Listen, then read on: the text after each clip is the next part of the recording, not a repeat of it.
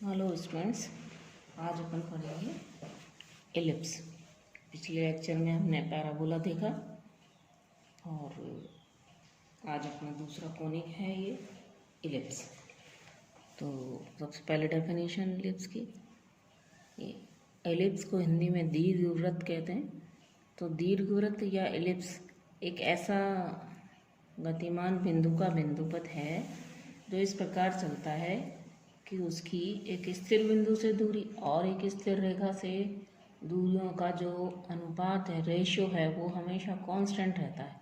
और इस कांस्टेंट को हम ई से रिप्रेजेंट करते हैं और इस ई को हम एलिप्स की एक्सेंट्रिसिटी या उत्केंद्रता कहते हैं।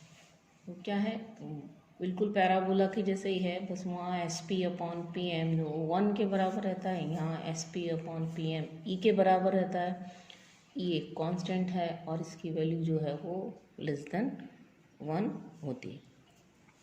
ये तो जैसे हमने पैराबोला की इक्वेशन निकाली, बिल्कुल उसी तरह से हम एक गतिमान बिंदु ले लेंगे पी एक्स वाई, एक स्थिर बिंदु ले लेंगे अल्फा बीटा और एक स्थिर रेखा लें अगर हम L X plus M Y plus N बराबर 0।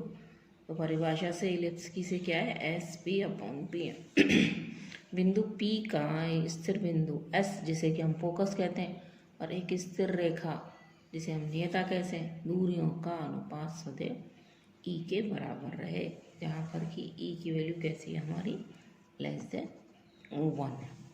तो देखिए यहाँ इसको हम लिख सकते हैं एस पी बराबर ई पी एम या एस पी स्क्वायर बराबर E square P M square. तो ये एस पी निकालेंगे हम, फोकस और बिंदु के बीच की दूरी ये आ जाएगी। ए स्क्वायर इस बिंदु की इस रेखा से दूरी, रेखा का समीकरण है L X plus M Y plus N बराबर 0। तो इस बिंदु से लंब डाल रहे हैं हम, तो वही एक्स को एक्स से, वाई को वाई से रिप्लेस कर देंगे। तो ये हमारा क्या है, पी एम और ये पी एम स्क्वायर। अब इस इक्वेशन को जो हम सॉल्व करेंगे तो फिर वही है कि इसमें सारे पद मिलेंगे हमको, x square y square 2hxy 2gx 2fy plus c बराबर 0। तो कुछ इस टाइप की हमको इक्वेशन इसको खोलने से मिल जाएगी, क्योंकि इसमें ये सभी संभावित पद होंगे, इसलिए इसको हम इस डेफिनेशन को काम में लेकर के ये जो पैराबोला की एलिप्स की इक्वेशन हम निकालते हैं, ठीक है, इसमें इसे हम एलिप्स की जनरल इक्वेशन कहते हैं। ठीक है, तो मैंने आपको पैराबोला में ही बताया था कि इस टाइप की ये जो जनरल इक्वेशन है सेकेंड डिग्री की, ये पैराबोला को रिप्रेजेंट करती है अगर एच स्क्वायर बराबर ए बी। यहाँ आप देखिए कि ये एक एलिप्स को रिप्रेजेंट करती है अगर H square less than A B. तो बच्चों यहाँ पर जो एलिप्स की शेप है वो कुछ इस तरह की होती है। ये बिंदु चलता है, ठीक है, और हमेशा इस रूल को फॉलो करता हुआ चलता है कि इस बिंदु की जब भी ये यहाँ कहीं पर भी होता है, इस बिंदु की स्थिर बिंदु फोकस से दूरी और इस बिंदु की इस स्थिर रेखा नियता से दूरी का रेशियो है वो हमेशा ई के बराबर रहता है। ध्यान रखिए, ये इम्पॉर्टेंट डेफिनेशन है और इसी डेफिनेशन पर हमारे क्वेश्चंस आधारित रहते हैं। तो ये हमारा एलिप्स का व्यापक समीकरण कहलाता है। ठीक है, यानी कि एक एलिप्स का इक्वेशन निकालने के लिए हमको क्या चाहिए, हमको एक गतिमान बिंदु चाहिए, एक स्थिर बिंदु चाहिए फोकस और एक स्थिर रेखा चाहिए डायरेक्ट। ठीक है, बिल्कुल पैराबोला की जैसे यहाँ पर स्थिर बिंदु को फोकस और स्थिर रेखा को हम डायरेक्ट्रिक्स या नियता कहते हैं। ठीक है, अब डेफिनेशन भी सेम है। अक्ष, एलिप्स का अक्ष वो रेखा है जो फोकस से गुजरती है, डायरेक्ट्रिक्स पर परपेंडिकुलर होती है। इसके बाद शीर्ष भी हमारे वही हैं। शीर्ष क्या है, शीर्ष वो बिंदु हैं जहाँ एलिप्स और उसकी अक्ष के इंटरसेक्टिंग पॉइंट या प्रतिच्छेदी बिंदु। तो ये जब हमने एलिप्स की अक्ष खींची यहाँ से, ये हमने कौन सी लाइन खींची है, जो डायरेक्ट्रिक्स पर लंब है और फोकस से गुजरती। तो ये इसकी एक्सिस हो गई। अब ये एक्सिस इस एलिप्स को जिन बिंदुओं पर काटती है वो शीर्ष कहलाते हैं।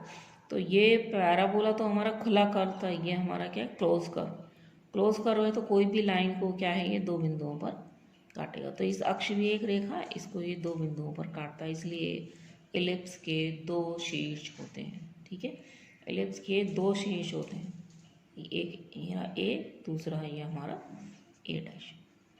ठीक है, तो ये एलिप्स का थोड़ा सा इंट्रोडक्शन है। आप हाइपरबोला पढ़ेंगे आप उसमें आगे भी हम ये देखेंगे कि वही फोकस, वही डायरेक्ट्रिक्स, एक्सिस भी सेम तरह से डिफाइन होती है, वर्टेक्स भी सेम तरह से डिफाइन होती है। तो ये सब तीनों हमारे क्या, चारों क्या कहलाते हैं, कोनिक कहलाते हैं।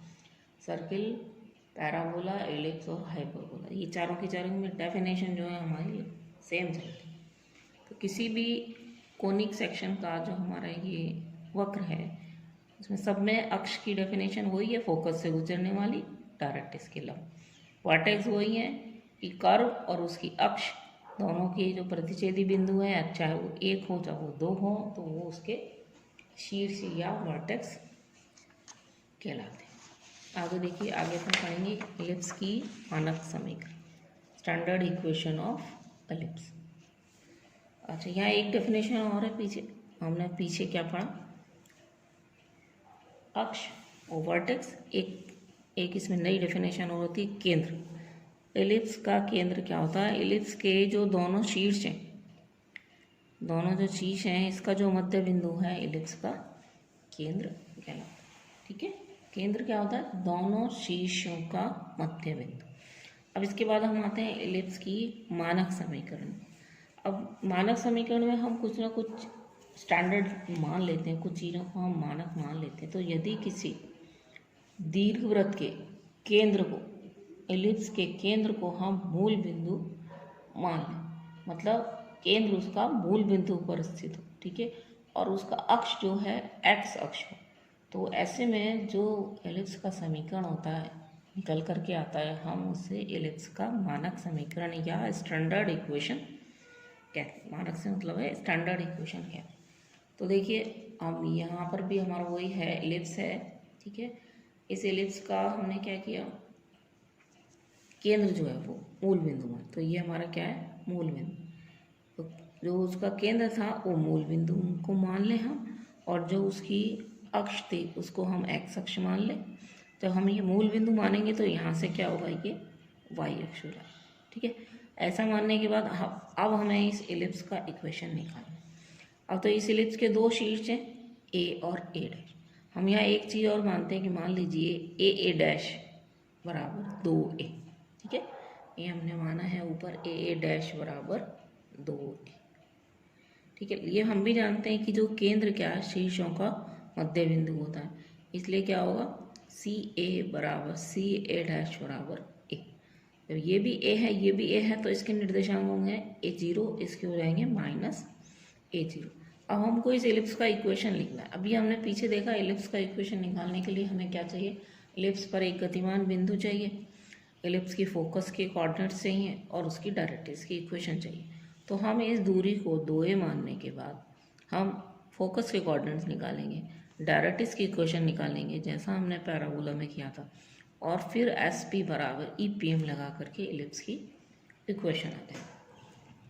तो देखिए, ये सब डेफिनेशन से ही निकलेगा। अपन कह रहे हैं कि ये बिंदु चलता है और चलते समय हर बिंदु पर जहाँ भी कहीं ये पहुँचता है, नियम का पालन करता है। नियम क्या है कि इस गतिमान बिंदु की इस फोकस से दूरी और डायरेक्ट्रिक्स से दूरी का रेशो ई के बराबर है। तो यहाँ जब बिंदु यहाँ था तो S P upon P M बराबर ई, जब बिंदु यहाँ आ जाएगा तो भी S P upon P M बराबर ई हो जाएगा। जब ये बिंदु चलता चलता यहाँ आ गया तो भी अपनी डेफिनेशन को संतुष्ट करेगा, तो क्या रहेगा, एस ए अपॉन ए के, ठीक है, बराबर हो जाएगा ई, या ऐसे बराबर ई ए के। इसी तरह जब ये चलता चलता बिंदु यहाँ आया तो भी अपने डेफिनेशन को सेटिस्फाई करेगा। तो एस ए, तो इसकी बिंदु की फोकस से दूरी हो गई, और इस बिंदु की डायरेक्ट्रिक्स से दूरी क्या हो गई, ए डैश के। तो एस ए डैश बराबर क्या होता है, ई ए डैश के। इन दोनों बिंदुओं के लिए ये डेफिनेशन हमने लगाई। अब इन दोनों रिजल्ट्स को अगर हम जोड़ देते हैं तो देखिए, जोड़ देते हैं तो क्या होता है, S A plus S A dash बराबर आ जाएगा, दोनों को जोड़ दीजिए। अब यहाँ से देखिए, S A plus S A dash, ये हो गया 2a के बराबर, ठीक है। फिर ये जो ए डैश के और ए के हैं, तो ये हमारा रहा ए के, ठीक है। ए के को हम लिख सकते हैं सी के माइनस ए, तो इसको लिखा हमने सी के माइनस ए, और ए डैश के, इसको हम लिख सकते हैं सी के प्लस ए, ठीक है। तो ये दोनों कट जाएंगे और आपके पास क्या बच जाएगा, सी के बराबर ए अपॉन जब ये सी के दूरी ए अपॉन ई आ गई, मतलब ये दूरी ए अपॉन ई आ गई, इसका मतलब ये जो रेखा है जिसे कि हम नियता कहते हैं, इस क्योंकि ये हमारा मूल बिंदु है, ठीक है, और ये अक्ष पर लंब है, ठीक है, तो ये समांतर रेखा हो गई किसके, वाई अक्ष की। तो इसकी इक्वेशन निकल आएगी और इसकी इक्वेशन क्या हो जाएगी, x बराबर ए अपॉन ई। नियता का समीकरण आ गया। अब हमको फोकस के निर्देशांक चाहिए। अब फोकस का निर्देशांक निकालने के लिए हमने उसको सब्ट्रैक्ट कर दिया, एस ए डैश में से ऐसे को घटा दी, तो एस ए डैश में से हमने ऐसे को घटा दिया, ऐसे डैश माइनस ऐसे बराबर ई ए डैश के माइनस ए के। अब देखिए एस ए डैश,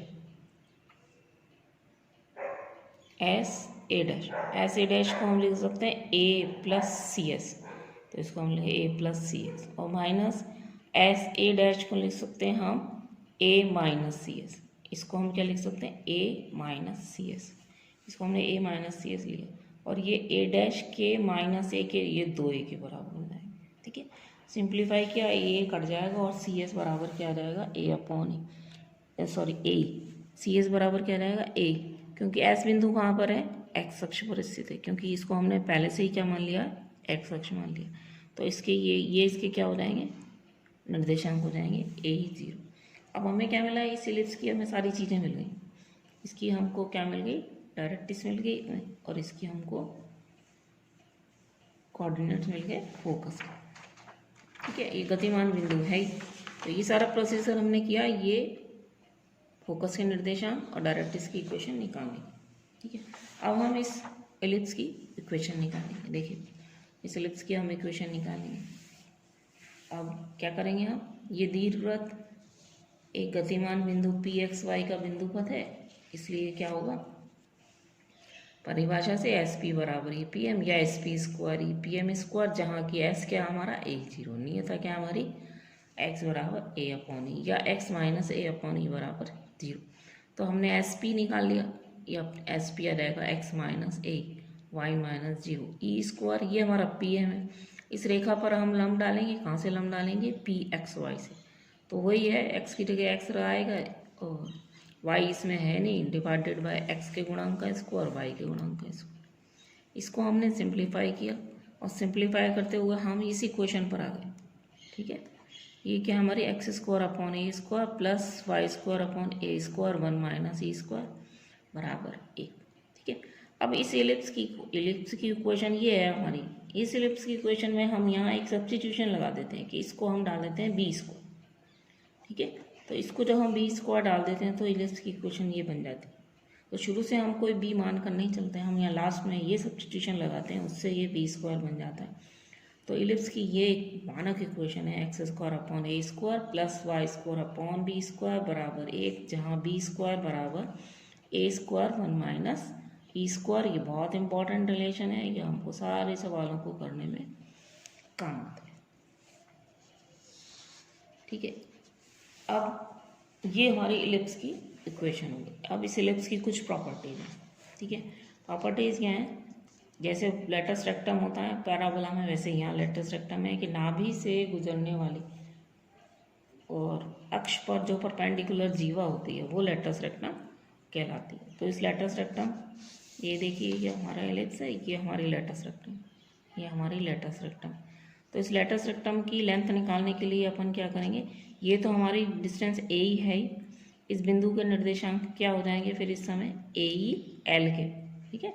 एल जो बिंदु है हमारा, इसके निर्देशांक क्या हो जाएंगे ए ई एल एस। तो और ये ए ई एल एस जो बिंदु है ये इलिप्स की इक्वेशन को संतुष्ट करेगा। तो हमने वो यहाँ ये किया है कि ए ई एल एस जो है दीर्घवृत्तीय समीकरण को संतुष्ट करेगा, तो हमने यहाँ पर रख दिया इसमें, ठीक है। एक्स की जगह ए ई रख दिया एलिप्स की इक्वेशन में, और वाई की जगह एल एस रख दिया, तो यहाँ से हमको एल एस मिल गया, ठीक है। और तो एल एस बराबर बी स्क्वायर अपॉन ए मिल गया। लेकिन ये जो हमारा कर्व है इलिप्स, ये सिमेट्रिकल होता है दोनों ही अक्षों के साथ, एक्स अक्ष के सापेक्ष भी और वाई अक्ष के सापेक्ष भी, ठीक है। तो इसलिए जितना लेटस रेक्टम नीचे है इसके, ये उतना ही ऊपर है, तो सिमेट्री है, ये दोनों बराबर है। तो पूरे लेटस रेक्टम की लेंथ क्या आ जाएगी हमारी, ये तो बी स्क्वायर अपॉन है, पूरे लेटस रेक्टम की लेंथ आ जाएगी 2b² अपॉन। अगर आपसे कोई कहे कि लेटस रेक्टम के दोनों सिरों के निर्देशांक क्या होंगे, तो देखिए AE b² ये तो L के निर्देशांक होंगे, और AE -b² अपॉन ये हमारे क्या होंगे, L' के निर्देशांक होंगे। तो ध्यान देने वाली बात है कि जो इलिप्स है वो अपनी अक्ष के सापेक्ष तो सिमेट्रिकल होता ही है, किंतु जो परपेंडिकुलर उसका अक्ष है, जो y अक्ष है, उसके भी सापेक्ष वो सिमेट्रिकल होता है। तो ये सब इम्पॉर्टेंट रिजल्ट्स हैं। ये L और L' दोनों सिरों के निर्देशांक, एक लेटस रेक्टम के दोनों सिरों के निर्देशांक, ठीक है। तो इस इलिप्स के बारे में देखिए हमको इतनी सारी चीज़ें पता लगती हैं क्या।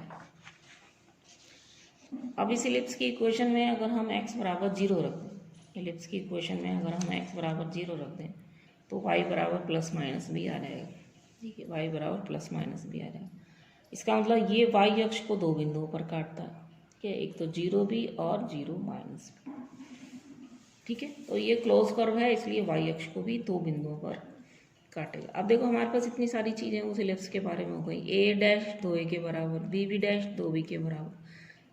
इसको हम कहते हैं दीर्घ अक्ष की लंबाई, इसको हम कहते हैं लघु अक्ष की लंबाई, क्योंकि इसमें देखिए ये बड़ा अक्ष दिख रहा है हमको 2a, इसलिए इसको दीर्घ अक्ष भी बोलते हैं, या इंग्लिश में इसको बोलते हैं मेजर एक्सिस, और इसको बोलते हैं माइनर एक्सिस, ठीक है, मेजर एक्सिस, और इसको बोलते हैं माइनर एक्सिस। तो मेजर एक्सिस की लंबाई 2a, माइनर एक्सिस की लंबाई 2, और ये इसके शीर्षों के निर्देशांक, ठीक है। इसके बाद ये इसकी, अब फोकस इसकी दो होती हैं। अब देखिए मैंने आपको बताया था कि ये जो इलिप्स है ये सिमेट्रिकल होता है, ये सिमेट्रिकल, इस अक्ष के सापेक्ष भी और इस अक्ष, तो जैसा y अक्ष के इधर है वैसा ही इधर है। इसको हम y अक्ष की जगह क्या बोल सकते हैं, हम लघु अक्ष, माइनर एक्सिस। तो जैसा मेजर एक्सिस के ऊपर है वैसा ही मेजर एक्सिस के नीचे है, और जैसा माइनर एक्सिस के राइट साइड पर है वैसा कि वैसा लेफ्ट साइड पर। तो इस सिमेट्री की वजह से इधर अगर एक फोकस है तो एक फोकस इधर भी होना चाहिए, ठीक है। इधर एक अगर एक शीर्ष है तो एक शीर्ष इधर भी होना चाहिए, इधर अगर एक डायरेक्ट्रिस है तो एक डायरेक्ट्रिस इधर भी होनी चाहिए। तो इसमें क्या है, दो फोकस दो डायरेक्ट्रिस का कंसेप्ट हमारा चलता है। तो जब हम फोकस के कोऑर्डिनेट्स की बात करते हैं तो वो AE0 ही नहीं होता, बल्कि एक और फोकस होता है प्लस माइनस AE0, और उसका कारण है कि ये दोनों ही अक्षों के सापेक्ष सिमेट्रिकल होता है। तो ऐसे एक नियता x बराबर प्लस a अपॉन ई है, तो दूसरी एक्जैक्टली उतना ही पीछे x बराबर माइनस a अपॉन ए हो जाती है। नाभिलंब की लंबाई 2b² अपॉन ए होती है, और नाभिलंब के सिरों के ये हमारे निर्देशांक, ठीक है। अब इस इलिप्स के बारे में हम सारी चीज़ें बहुत अच्छी तरह से जान गए इस इलिप्स के बारे में, कि इसका केंद्र मूल बिंदु पर, ठीक है, इसकी major axis 2a, major axis 2 है, तो इसका मतलब ये और यहाँ नोटिस करने वाली चीज़ है कि जो a है वो इसमें b से बड़ा है। दोनों शीर्षों के निर्देशांक, ठीक है, और फिर दोनों फोकस, दोनों नियता, लेटस रेक्टम की लंबाई और लेटस रेक्टम के दोनों सिरों के निर्देशन। अब इसकी एक प्रॉपर्टी और है इलिप्स की, कि इलिप्स की एक प्रॉपर्टी है, इसको कहते हैं नाभीय गुण। और ये नाभीय गुण क्या है इलिप्स का, कि इलिप्स पर स्थित किसी भी बिंदु की दोनों फोकस से दूरियों का योग सदैव कांस्टेंट रहता है, और वो इसकी दीर्घ अक्ष की लंबाई के बराबर होता है, ठीक है। क्या है, इलिप्स पर स्थित कोई एक, कहीं पर भी एक बिंदु हम यहाँ ले लें, उसकी इन दोनों फोकस से दूरियों का योग सदैव इसकी मेजर एक्सिस की दीर्घ अक्ष की लंबाई के बराबर होता है। ये इसकी फोकल प्रॉपर्टी है, ठीक है। और तो इसका मतलब इसकी ऑल्टरनेट डेफिनेशन यहाँ से इलिप्स की दी जाती है कि अगर कोई बिंदु इस प्रकार चले कि उसकी दो स्थिर बिंदुओं से दूरी का योग सदैव कांस्टेंट रहे, तो वह एक इलिप्स का निर्माण करता है, ठीक है। तो ये इलिप्स की क्या है, एक ऑल्टरनेट डेफिनेशन हमारी बन जाती है। ये बड़ी इम्पॉर्टेंट प्रॉपर्टी है इलिप्स की, कि इलिप्स पर स्थित किसी भी बिंदु की दोनों फोकस से दूरियों का योग कांस्टेंट रहता है। ठीक है, तो ये आपने हम इस इलिप्स के बारे में अच्छी तरह से स्टडी कर लिया। इलिप्स की equation x square upon a square y square upon b square बराबर 1, जहाँ पर कि a is greater than b. ठीक है, a is greater than b means जो एक्स एक्सिस है हमारी वो। अब इस जो इलिप्स को हम कहते हैं हॉरिजॉन्टल इलिप्स। ये जो हमारा इलिप्स है जिसमें कि मेजर एक्सिस एक्स अक्ष होती है, इस इलिप्स को हम कहते हैं हॉरिजॉन्टल इलिप्स। अब एक इलिप्स की एक और शेप होती है, जैसे पैराबोला की हमारी 4 शेप होती हैं, ऐसे इलिप्स की एक और शेप होती है और इसे हम कहते हैं वर्टिकल इलिप्स। तो वर्टिकल इलिप्स में क्या होता है कि ये जो इलिप्स की इक्वेशन है x square upon a square plus y square upon b square बराबर 1, हमने देखा ए बी से बड़ा होता है, लेकिन अगर इसमें बी ए से बड़ा हो जाए तो इसकी शेप इस तरह की हो जाती है और इसको हम कहते हैं वर्टिकल इलिप्स। तो इसकी जो शेप इस तरह की हो जाती है क्योंकि ये तो हो जाती है मेजर एक्सिस और ये हो जाती है माइनर एक्सिस। ठीक है, तो इसमें ए तो हो जाता है छोटा और बी हो जाता है बड़ा, इस वजह से इसकी शेप ये वाली बन जाती है। बाकी लेकिन इसमें वही है केंद्र मूल बिंदु पर। तो देखिए ये दूसरा इलिप्स है। ठीक है, इक्वेशन तो वही है, लेकिन इसमें चेंज क्या है कि यहाँ b ग्रेटर देन a होता। ठीक है, तो b ग्रेटर देन होता तो मेजर एक्सिस को हम पहले से लेके चलेंगे, b हमारा पहले से हम अज्यूम करके चलेंगे कि ये b डैश बराबर 2b, तो हमको लास्ट में सब्स्टिट्यूट करना पड़ेगा a स्क्वायर बराबर b स्क्वायर 1 माइनस ए स्क्वायर। ठीक है, तो ये यहाँ फॉर्मूला थोड़ा सा चेंज हो जाता है, बी स्क्वायर बराबर a square 1 minus A square की जगह ए स्क्वायर बराबर B square 1 minus e square. यहाँ ये दोनों ही लिस्ट में ये नोटिस करना है, यहाँ 1 माइनस ई स्क्वायर है। अगर आपने यहाँ ई स्क्वायर माइनस 1 कर दिया तो सब गलत हो जाएगा। कारण है कि ई छोटा है 1 से और 1 से छोटा है तो ये क्वांटिटी पॉजिटिव है। अगर ये क्वांटिटी दोनों ही फॉर्मूले में नेगेटिव हो गई तो आपका ए काल्पनिक हो जाएगा। तो लेकिन ए हमारा काल्पनिक नहीं होना चाहिए। ठीक है, क्योंकि ये तो क्या है अपनी लंबाई, ये दीर्घ अक्ष की या लघु अक्ष की जैसा भी केस है उस हिसाब से, तो ये नेगेटिव ना हो, ये क्वांटिटी नेगेटिव ना हो उसके लिए या 1 माइनस ई स्क्वायर ही रखना है आपको। अगर किसी ने यहाँ ई स्क्वायर माइनस 1 रख के सवाल कर दिया तो गलत हो रहा है। तो ये भी इम्पॉर्टेंट नोटिस करने वाली चीज़। तो ये हमारा दूसरा शेप का एलिप्स है। इसमें क्या ध्यान रखना है आपको कि ये बी बड़ा हो तो ये वाली शेप हो जाती है, ए बड़ा हो तो वो फ्लैट वाला हॉरिजॉन्टल एलिप्स हो जाता है। बाकी चीज़ें देखिए, केंद्र इसका 0 0 पर ही, इसका दीर्घ अक्ष 2 भी हो जाएगा, इसका लघु अक्ष 2 हो जाएगा। इस दीर्घ अक्ष के अगर ये जो दोनों शीर्ष हैं दीर्घ अक्ष पर स्थित हैं, शीर्षों के निर्देशांक ही हो जाएंगे इसके 0 भी 0 माइनस भी। नाभियों के निर्देशांक, नाभियाँ इसकी यहाँ हो जाएंगी। ठीक है, तो जब हम इसको ए मानते हैं तो ए ही हो जाता है, लेकिन ये कौन सा है हमारा वाई अक्ष है, तो इसका क्या हो जाएगा 0 बी 0 माइनस बी। ये इसके दोनों नाभियाँ हैं। नियता का समीकरण हो जाएगा एक्स बराबर ए अपॉन ई की जगह वाई बराबर b upon e plus minus b upon e, और नाभि लंब की लंबाई 2 बी स्क्वायर अपॉन ए की बजाय 2 ए स्क्वायर अपॉन बी, क्योंकि यहाँ हम नोटिस कर रहे हैं हर जगह बी की जगह ए हो जाता है। और नाभि लंब के जो दोनों सिरे हैं वो भी इस तरह से, जो हमारे पहले नाभि लंब के दोनों सिरे आ रहे थे ए बी स्क्वायर अपॉन ए, अब यहाँ पर हो जाएगा बी तो वाई कोऑर्डिनेट होगा और इसकी नाभि लंब की लंबाई क्योंकि 2 ए स्क्वायर अपॉन बी है तो एक ए स्क्वायर अपॉन बी और माइनस ए स्क्वायर अपॉन बी। ठीक है, तो देखो ये लेटस रेक्टम होगा, यहाँ पर ये लेटस रेक्टम होगा, ये दूरी बी है, तो इन दोनों का एक्स निर्देशांक तो क्या रहेगा, सॉरी वाई निर्देशांक तो क्या रहेगा बी, तो दोनों का वाई निर्देशांक तो क्या है बी। ठीक है, ये है 2 ए स्क्वायर अपॉन बी, तो ये होगा ए स्क्वायर अपॉन बी, तो ए स्क्वायर अपॉन बी जब इधर है एल तो उसके तो हो जाएंगे हमारे ये वाले दोनों पॉजिटिव, और जो एल डैश है उसके हो जाएंगे माइनस ए स्क्वायर अपॉन बी। तो ये इलिप्स की जो है हमारी 2 शेप होती है। तो बहुत सारी चीज़ें हमने इलिप्स के बारे में पढ़ी, ये सब इक्वेशंस हैं, इक्वेशन से ही हमें पता लगता है कि ए बड़ा है कि बी बड़ा है, और उसी के हिसाब से हम डिसाइड करते हैं कि हमारा इलिप्स हॉरिजॉन्टल है कि वर्टिकल है, और फिर जो जो उस इलिप्स के बारे में आपसे पूछा गया है अगले लेक्चर में अपन करेंगे इसके इलिप्स पर आधारित क्वेश्चन।